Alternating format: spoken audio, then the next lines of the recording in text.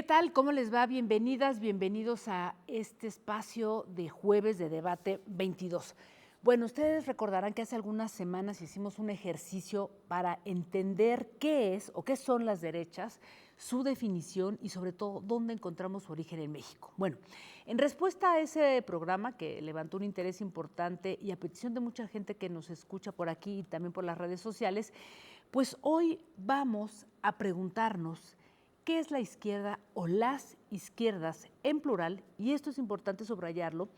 Y sobre todo cómo surgen en nuestro país, cuántas izquierdas hay. Así es que el mejor pretexto es la salida de este libro que tiene justamente el título Las izquierdas en México del doctor Ariel Rodríguez Curi, un destacado historiador del Colegio de México. Y bueno, pues a quien le doy la bienvenida. Muchísimas gracias, doctor. Gracias, Caranda. No, gracias por estar aquí. Pues increíble el libro, le decía yo, porque por lo menos a mí me abrió muchísimas preguntas, muchas dudas también, que de eso se trata el libro, justamente. Pero, ¿qué le parece si empezamos por esto que decía yo hace un instante, de las izquierdas en plural y por qué no la izquierda? Creo que esa es una pregunta clave hoy día, es una pregunta clave en el libro y creo que es una pregunta clave también en otras investigaciones que se puedan desarrollar sobre la historia de las izquierdas. Es plural porque los orígenes ideológicos varían. Hay un origen que tiene que ver con el liberalismo mexicano, propiamente tal, ¿no? El partido opositor a Porfirio Díaz más importante fue el Partido Liberal, así se llamaba. Es plural porque sí hay una corriente o hay una tradición, vamos a decirlo, ortodoxa, comunista, que tiene que ver con la Revolución Soviética y que tiene que ver con la fundación del Partido Comunista en México, y después otros partidos que se mantuvieron en esa tradición, el Partido Obrero Campesino, el Partido Popular Socialista, etc. Pero también hay una tradición de izquierda dentro del catolicismo social, hay una tradición de izquierda dentro del anarquismo, hay una tradición de izquierda muy poderosa y que tiende a ser hegemónica dentro de las propias tradiciones de la Revolución Mexicana. Entonces, la noción de izquierda no se puede reducir solamente a una matriz ideológica o histórica. Yo creo que ahí caben varios tipos de acciones, de discursos, de programas. Que eso es lo interesante. Sin embargo, hay como un piso conceptual, ¿no? Y que de hecho usted traza aquí esta idea desde dónde partir para hacer una diferencia de lo que serían las derechas, por más plurales y diversas que sean. ¿Cuál sería esa matriz conceptual para definirlas? Yo creo que hay una cuestión fundamental, dicho desde la actualidad, desde 2024, sí, pero que tiene posibilidades de retrotraerse en el tiempo. Yo creo que tiene que ver con el aumento de los atributos de la ciudadanía, más derechos para los ciudadanos, no solamente en términos electorales, en términos económicos, sino también en términos de libertad de uso del cuerpo, también en términos de opinión política, también en términos de la defensa del medio ambiente, etc. Si los atributos de ciudadanía desde la perspectiva de la izquierda deben siempre ampliarse. Ahora bien, tiene que ver también con una noción básica que tiene que ver con ese gran tema que es la igualdad y la desigualdad en México. Yo creo que la izquierda, si va a encontrar un piso más o menos firme para discutir esto, tiene que pasar del término de igualdad, que a veces es un poco abstracto y peligroso de utilizar, al de equidad. Equidad que tiene que ver con las mismas posibilidades de desarrollo, no con la igualdad neta o absoluta en un determinado momento. Son dos cosas distintas y yo creo que la izquierda tiene que hacerse tránsito conceptual de la igualdad a la equidad, a las oportunidades más o menos parejas para hombres y mujeres, niños, jóvenes en este país. Ahora, fíjese que hay como en medio de una confusión a veces, ¿no? En la propia opinión pública, y aquí quisiera escucharle, esta idea de que las izquierdas, ¿no? O la izquierda, como a veces se menciona en singular, tiene que ver también con una postura económica frente a un modelo político, económico de Estado, dentro de toda esta posibilidad de equidad, como usted dice, en donde se regulen los mercados, en donde el papel de los estados es más activo. ¿Esto es cierto? Yo creo que es cierto. Yo creo que ahorita el gran tema de las izquierdas es encontrar los mecanismos de regulación de algunas actividades económicas que son estratégicas en términos del propio desarrollo de la economía o que son estratégicas en términos, por ejemplo, del medio ambiente o que son estratégicas en términos de la utilización alternativa de energías en el futuro. Yo creo que ahí se impone la regulación y debe pensarse muy seriamente desde las izquierdas qué significa eso para su programa político. No confundir regulación con propiedad, por ejemplo, que son dos cosas distintas a estas alturas, digamos, a estas alturas de la historia y del desarrollo del propio capitalismo. La otra cosa que es fundamental es que las izquierdas deben pensar muy seriamente en lo que significa el pequeño productor, el pequeño propietario, el empresario pequeño y mediano para efectos de un desarrollo, si no completamente autónomo, al menos más libre de la economía mexicana. Yo creo que vivimos en un país de monopolios, no solamente estatales, de monopolios privados, y que entorpecen el desarrollo de cierto tipo de empresas en ciertas circunstancias. Este es un tema del programa de las izquierdas. Muy interesante. Y siguiendo un poco en la definición, y esto que usted amplía, que me parece muy interesante, ¿no? Que también es algo que hoy estamos viendo actualmente, ¿no? Esta definición de las izquierdas que usted dice, no solamente tiene que ver con los proyectos electorales, partidistas, ¿no? Hay otro tipo de izquierdas que diría yo, pues no necesariamente quieren acceder al poder, y pienso en los feminismos, en los ambientalistas, en los propios zapatistas, en fin, ¿no?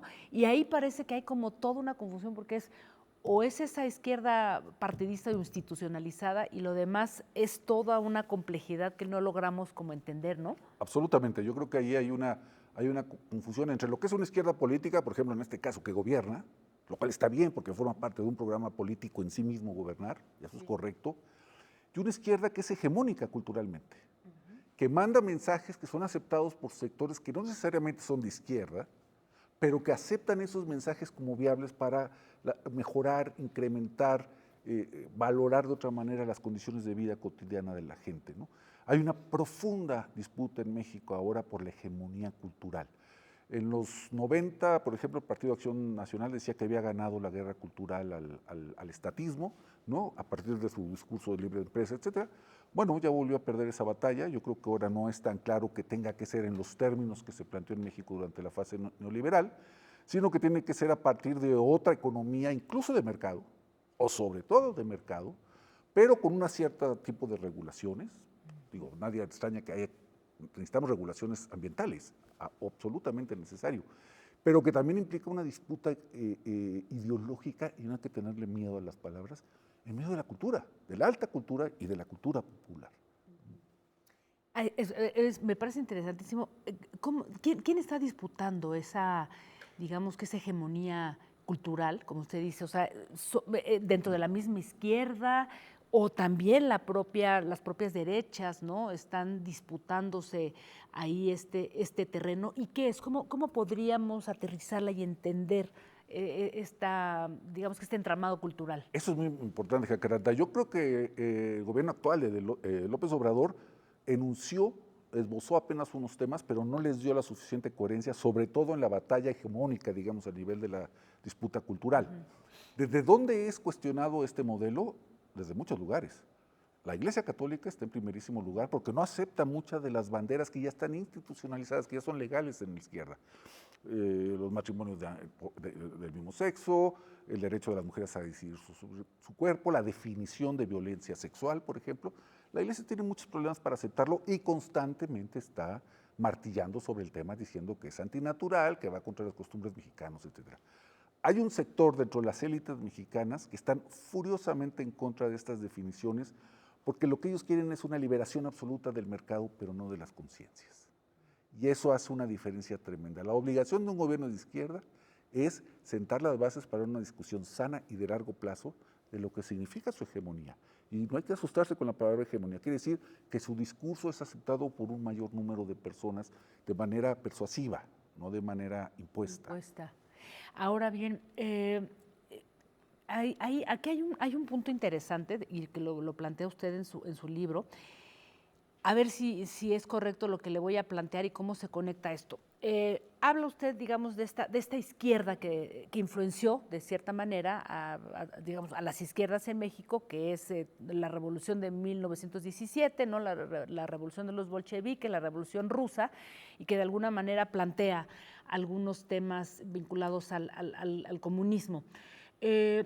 Todo esto pareciera que hoy o sea, no ha dejado de ser una disputa discursiva para tachar, ¿no?, a las izquierdas, incluso en medio de sus diferencias, como unas izquierdas totalitarias que que en realidad engañan pues al público para no cumplir lo que están diciendo en términos de equidad.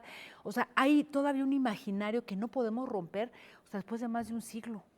Sí, y que tiene mucho que ver, y esto es muy importante, tiene mucho que ver no con la idea que tienen sectores de la élite respecto a las izquierdas mexicanas actuales, sino respecto al punto de vista que tienen esos mismos sectores de las élites respecto a la Revolución Mexicana. Todavía no se concilian con ella.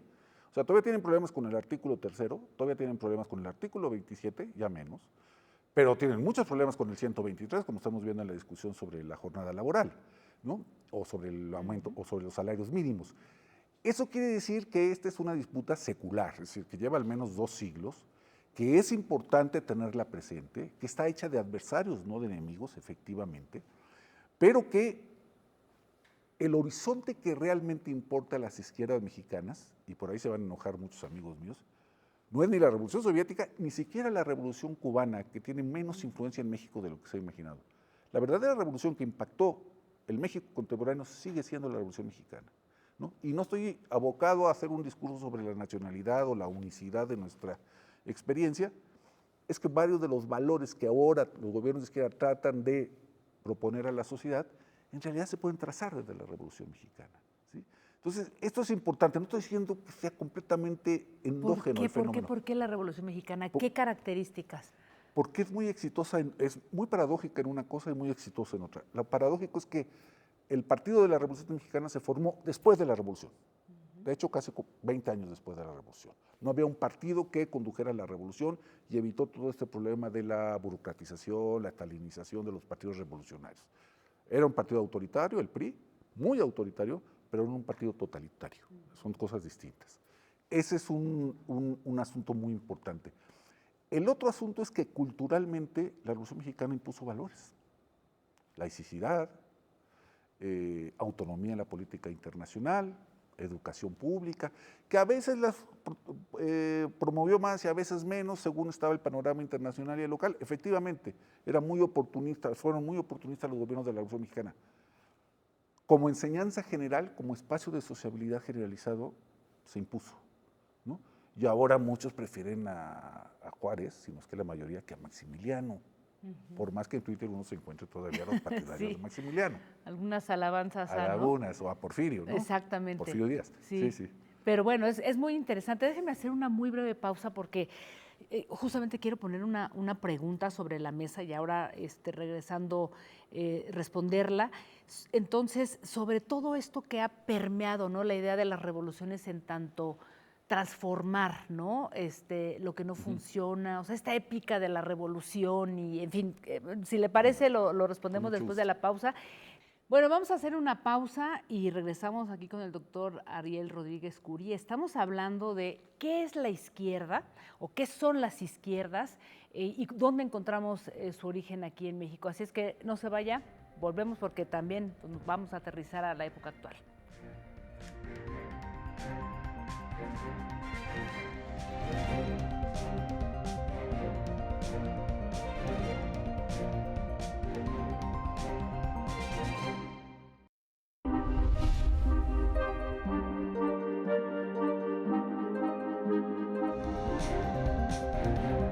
Frente a esas disyuntivas, no debemos olvidar que la verdadera libertad comienza con el respeto a quien piensa distinto a uno. Para conocer es necesario preguntar. Apoyar a las mujeres, apoyar a los grupos vulnerables a través del arte y la cultura es responsabilidad de todos. Cultura y activismo para eliminar la violencia de género. Bien preocupante socialmente, que es el tema del clasismo, del racismo, de la discriminación, y que la única vía es la educación. Debate 22. Temas como la gentrificación, expulsión, la discriminación cultural y los desalojos masivos, pues volvieron a la discusión pública. Aquí está como el reflejo de esta gran ciudad, de este gran pueblo. Son estas cosas las que nos llenan el alma. Son actos de justicia. Por si las moscas, vamos a hablar del Festival Internacional por la Diversidad Sexual que Este año cumple su edición número 36, 15 años del Museo Universitario de Arte Contemporáneo, y me acompaña para eso su directora Amanda de la Garza. Vamos a hablar del más reciente libro del escritor Juan Villoro, me refiero a La figura del mundo.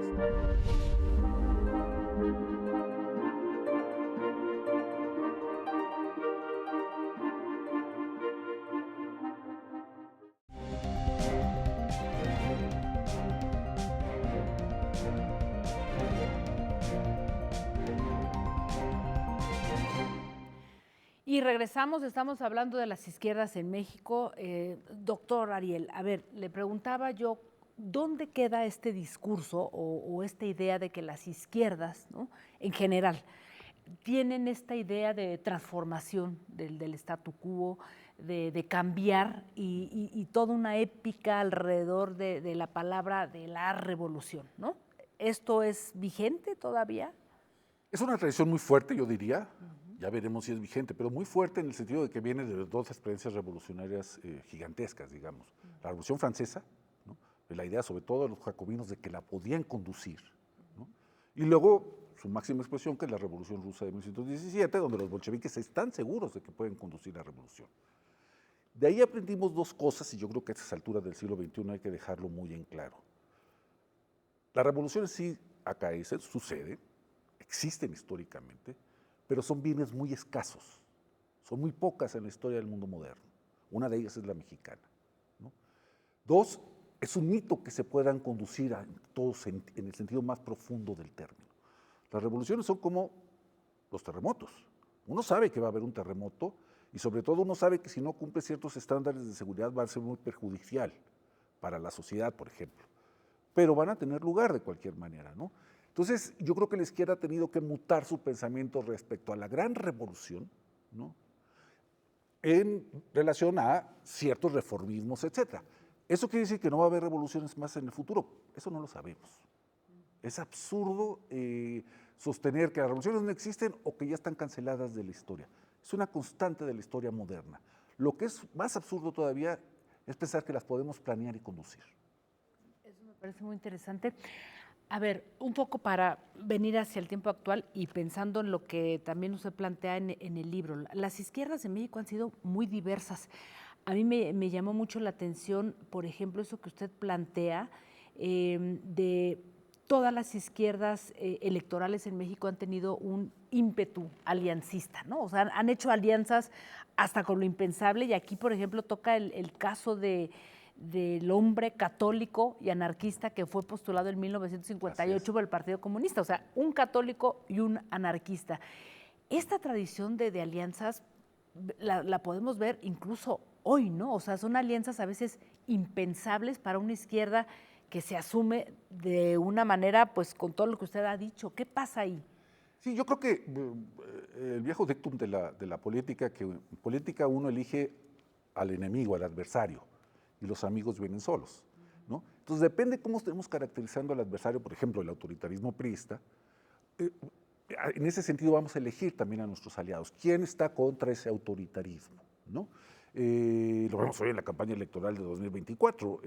Si Morena y López Obrador son los adversarios, pues se reúnen el PRI y el PAN en un solo frente. Es decir, ellos eligieron al adversario y luego se juntaron.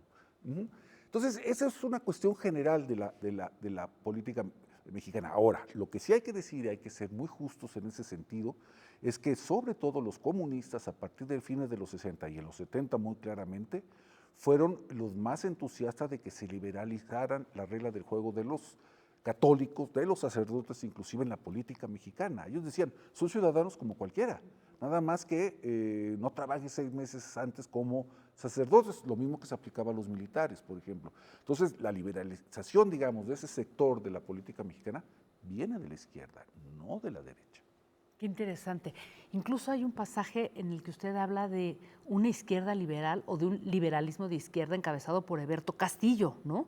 Esto, digamos, todavía tiene resonancia en nuestros tiempos, esta izquierda liberal.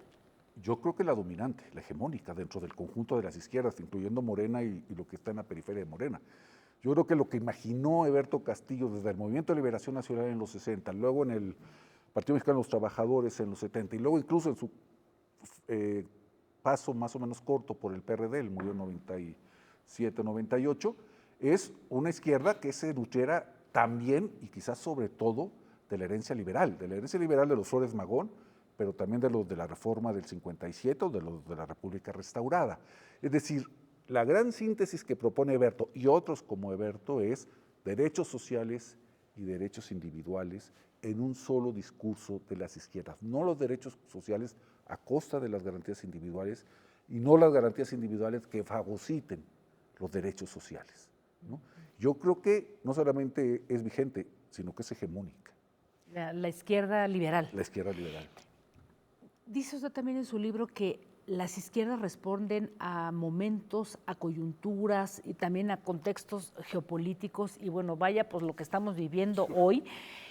¿Qué tipo de izquierda usted ve en lo que tenemos, ¿no? Si le llamamos izquierda o cómo la definiría usted?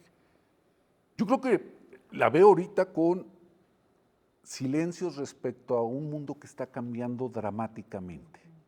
Yo creo que no solamente las izquierdas mexicanas, sino en general las latinoamericanas tienen que hacer un esfuerzo para posicionarse estratégicamente en el mundo que viene. Ya sabemos que las derechas se van a aliar con Trump, inmediatamente si ganan las elecciones de este año, por ejemplo. Ya sabemos que hay una derecha en crecimiento en Europa, muy fuerte, incluso contra la propia Unión Europea. Neofascista también, ¿no? Neofascista, a veces ultranacionalista, paradójicamente, etcétera. Lo que tienen que generar las izquierdas en América Latina y específicamente en México, porque México tiene dos grandes retos geopolíticos. Uno, Estados Unidos y su cambiante mapa político interior, que no sabemos a dónde va a ir. Es muy delicado lo que está pasando en Estados Unidos. El otro tiene que ser la transición cubana, donde México tiene que estar muy atento a que no sea secuestrada también por la derecha estadounidense. Esos son dos grandes retos para las izquierdas mexicanas y tiene que espabilarse todos los que estamos en esta corriente para pensar el mundo de manera muy responsable y muy asertiva. Cuando usted habla de estos silencios, pienso, por ejemplo, en lo que tenemos enfrente, sobre todo a nivel de estas izquierdas o estos movimientos que de alguna manera están fuera, ¿no? del entramado electoral. Pienso en los ambientalistas, por ejemplo, que ese es uno de los temas que yo veo totalmente anulado, ¿no? de la discusión pues, de las izquierdas, quizá salvo la de Petro, pues, ¿no? que de alguna manera abraza esta lucha, pero en general, ¿no? Los feminismos, que de alguna manera también han puesto una discusión interesante, y todo lo que tiene que ver con ese zapatismo que en algún momento pues, trastocó un montón el tablero político en México. ¿Cómo ve usted ahí que van a jugar? Yo creo que son piezas muy importantes de este juego, los tres, aunque yo diría que no son idénticas. Creo que en términos discursivos, por ejemplo, el feminismo se ha quedado retrasado en la 4T, pero en términos políticos reales, la representación de mujeres ha aumentado dramáticamente, yo diría. Entonces yo creo que ya es un hecho sociológico, ¿no? Falta racionalizarlo, pero es un hecho, ¿no? Muy encomiable por lo demás. Los ambientalistas, defensores de la tierra, que además los ambientalistas, están matando, ese es otro problema, porque ahí hay una doble contradicción. Una omisión, por ejemplo, del actual gobierno, que me parece que tendría que ser corregida, y dos, también cierto espíritu naif de los ambientalistas que todavía no logran conciliar el ambientalismo con el desarrollo. No hay ambientalismo sin desarrollo, y el desarrollo es el pacto con el diablo, cuesta un poquito. Hay que hacer una economía política del ambientalismo mucho más seria. Yo creo que ha habido de las dos partes omisiones muy significativas, digamos, ¿no? Entonces, por eso digo que son piezas que forman parte del juego, pero no son idénticas. ¿Cómo ve esta reconfiguración en las izquierdas con todos los matices en nuestro continente, ¿no? Tuvimos toda esta llamada marea rosa, ¿no? A principios de los 2000 y ahora pues una irrupción, entre ellas México, donde nunca habíamos tenido esa posibilidad. ¿Cómo ve usted? ¿Qué reconfiguración y con lo peligrosísimo que puede ser el regreso de Trump y una alianza de las derechas? ¿Qué ve ahí? Sí, bueno, yo creo que hay dos piezas claves fundamentales, afortunadamente metidas, que es Brasil y México, que son los pesos pesados en términos económicos en América Latina. Hay un franco retroceso en Argentina, pero que no sabemos cómo va a terminar. Y una cuestión simbólica absolutamente fundamental, que es Colombia. Porque en Colombia el conservadurismo es una tradición política muy importante y el hecho de que ganara Petro, con todos los problemas que ha tenido, es muy significativo. Me parece que hay que generar otro pensamiento hemisférico. No nos podemos pelear con Estados Unidos porque además buena parte de los apoyos de las izquierdas latinoamericanas paradójicamente vienen de Estados Unidos. Tenemos que imaginar que tenemos una relación muy fluida con unas izquierdas que en Estados Unidos no se notan, pero que sí están ahí, ¿no? Lo que tenemos que estar muy atentos, y lo dije hace un momento, es que lo que se viene en Estados Unidos en términos de conflictiva política puede ser histórico, ¿no? Nos preocupamos siempre por nuestras elecciones. No, hay que preocuparse por las de Estados Unidos. Y esos polos ahí complejos, autoritarios, Bukele, Nicaragua, los grandes pendientes, ¿no? Bueno, Ecuador ahora, una situación muy compleja. Sí. Yo creo que tienen muchos ecos en México y en ese sentido son preocupantes. Yo creo que tienen poca viabilidad algunos de sus proyectos económicos, no sé tanto Bukele, pero en el caso argentino puede haber un colapso de la economía en el corto plazo. Pero lo más interesante para el caso mexicano y lo más preocupante sin duda es que ya hay ecos acá. Ya hay quien se cree Milei en México. O Bukele. O Bukele, ¿no? Ya salen en la tele porque entre otras cosas es de ellos la tele. Entonces, eso es una trampa sistémica muy profunda. Y empresarios también, ¿eh? O Sí, sea, sí. Están jugándole al Bukele. No, digo, salen en la tele porque son empresarios de la tele, a Sí, eso me refiero. totalmente. Y eso es una trampa tremenda de la democracia mexicana porque estás usando un medio concesionado para tu promoción personal. A eso me refiero. No se puede descartar en México una redefinición de la derecha que va a meter en líos a mucha gente, a la izquierda por supuesto, pero también a sus compañeros de viaje de hoy por hoy, que son los liberales mexicanos, que literalmente no saben qué hacer en esta coyuntura. Doctor, pues quiero agradecerle, yo me quedo con muchísimas preguntas, de verdad muy enriquecedor, muy revelador y bueno, pues estamos abiertas aquí a que después pueda volvernos a venir a visitar y a ver qué sucede después de este 2 de junio, ¿verdad? Ya veremos. Gracias, Al Carolina. contrario, gracias y bueno, muy recomendable el libro, ya está en librerías, ¿verdad? Sí. Lo pueden encontrar en cualquier librería, también en el Colmex, de reciente publicación y forma parte de toda una serie que se llama Historia Mínima, ¿verdad? Historias mínimas. Historias mínimas. Bueno, pues muchas gracias a todas y a todos por habernos acompañado. Recuerden que este programa se sigue transmitiendo vía Twitter en este momento a través de la cuenta N22 Digital e inmediatamente después se sube a YouTube. Nos vemos el próximo jueves. Hasta entonces. Gracias.